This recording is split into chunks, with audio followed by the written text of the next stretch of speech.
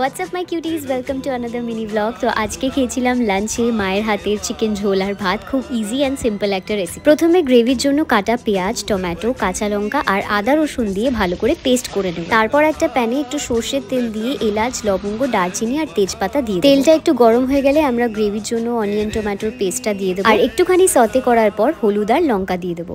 তারপর আমরা অ্যাড করব চিকেন আর ফ্যাটানো দই, মানে যে টক দইতে লাম্পস থাকবে না। তারপর পরিমাণ মতো নুন আর সামান্য জল দিয়ে আমরা ঢেকে দিয়ে ভালো করে কুক হতে দেবো। আর অন্যদিকে রেডি হচ্ছিল আমাদের ফুটন্ত ভাত। কিছুক্ষণ পর আমরা আলুটাকে অ্যাড করে আবার ঢেকে দিয়ে কুক হতে দেবো, যাতে আলুটা ভালো করে বয়েল হয়ে যায়। তারপর আবার একটুখানি জল আর গরম মশলা অ্যাড করে আমরা কুক হতে দেবো। ঢেকে রেখে কুক করলে চিকেন আর আলুটা খুব ইজিলি আর তাড়াতাড়ি বয়েল হয়ে যাবে, আর তার সাথে ফ্লেভারস গুলোও খুব সুন্দরভাবে মিক্স হয়ে যাবে। আমি এখানে গরম গরম ভাত আর স্যালাড দিয়ে আমার লাঞ্চ রেডি করে ফেলেছি, আর আলুটাও বেশ ভালোই বয়েল হয়ে গেছিল। আমার তো এরকম ইজি অ্যান্ড সিম্পল চিকেন ঝোল ভাত উইথ স্যালাড খেতে ভীষণ ভালো লাগে। তোমরা রেসিপিটা ট্রাই করলে আমাকে জানাবে।